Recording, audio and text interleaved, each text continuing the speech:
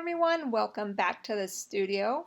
As you can see, I'm going to be working on some acrylic feather string pulls again. I've got a few more videos in the works for you. They're so popular on my Instagram page. And the best news is Arteza came out with an acrylic pouring paint. So you don't have to mix anything up to create these feathers. You just pour it on and do your thing. It's going to save me so much time. And the colors in these paints are so vivid, they don't lose their luster. So, without further ado, let's get started. I'm going through this amazing set of pouring paints, and it comes with 4 white acrylics, so that's plenty to do several feathers in these sizes. And then I'm going to pick out my colors and just tape up the board and get going. As simple as that. No mixing up paints and trying to get that right recipe. I'm loving this product. And if you want to give it a try, make sure you check out my links below because there's a coupon code and it'll give you 10% off your purchase for a limited time, depending on when you watch this video. But they're always running specials and the product's worth having, so I would highly recommend it. So I'm just smoothing out that white acrylic paint that came in the set, and then I'm going to go in and start laying down my colors on my Loli Veffy craft mat. Another amazing product. If you're a paint pourer, the paint peels right off afterwards, and if you like to use your paint skins, it's fantastic. So many great products in this one video, guys, but I'm not trying to pitch you everything. It's just, I like to share with you the things that I love. So I'm going to pop out those bubbles, and you can see I just picked out a few colors of paint, and I lay them down, and then I just lay my string kind of winding it up and down so that I pick up each color in the gradient fashion that I had put it on my mat. And then I just tap, tap, tap my finger down so that I'm just getting the paint on the string and it's not kind of smearing it all around. And then I begin putting the paint on the board. And you can see how I do that here. The other great thing about this paint, now it doesn't sell up a lot. So if you're after a lot of cells, you won't get that with this paint. But I don't necessarily want cells when I'm creating these feathers. And so I can go over my feather and swipe it more than once, and it doesn't muddy up or get all weird because it just stays true. So I've got another couple of feather projects that I did before I was sent this product, and it's when I've mixed them and blended my own paints and colors, like with the floetrol and water and such. And maybe I'll do a video and show you this week the difference between the two. Both methods are pretty cool in their own right, but for someone who's just starting out and wants an easier job of making these feathers, I would totally use this paint in lieu of trying to mix the right recipe to get the right look.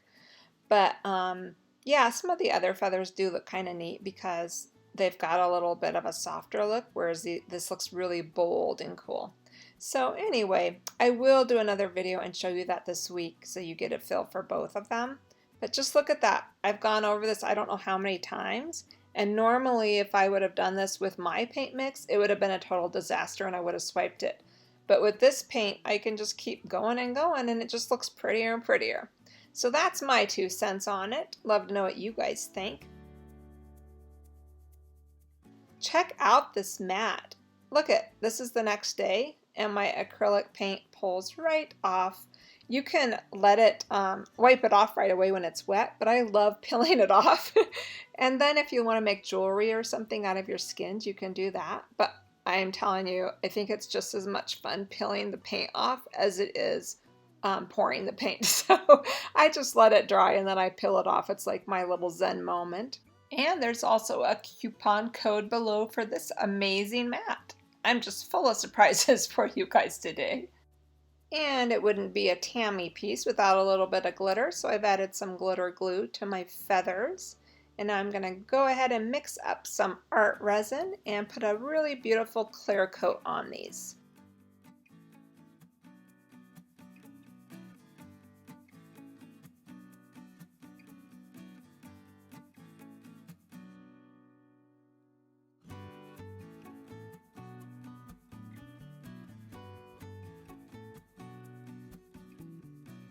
Now that I have my resin spread out, I use my culinary torch to heat it up, and that just pops the bubbles because the heat brings the bubbles to the surface where they pop.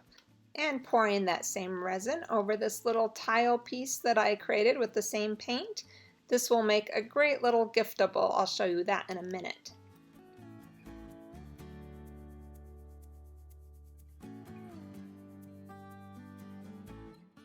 If you've watched any of my other videos, you see that I normally paint the sides of my board, but I thought I would try to leave a raw wood edge on this one. So I'm removing the tape off of both of my projects, and you just heat up the tape and it peels right off with all those resin drips. And now this tile is ready to go into the little box. And so see how cute this is? And then you could even put a little gift inside too. So I use E6000 to glue my tile down to the wood, and then about 24 hours later it's dry and ready to go. Just plop it in there and center it, and it makes the cutest little giftable. So I love the little details, as you guys know, and so I had this custom little wood branding tool made with my signature, and I like to brand the back of my wood boxes and my cheese boards and such. So there is that finished piece, that little dream box with our feather, and then the other feather is finished as well. I hope you guys enjoyed this video. I know it was kind of quick, but I was just so excited about this product I wanted to share it with you right away. If you like what I'm doing, I'd love it if you'd hit that subscribe button. That sure helps me out a lot and keeps me making these videos for you. Have a great day, everyone, and happy creating!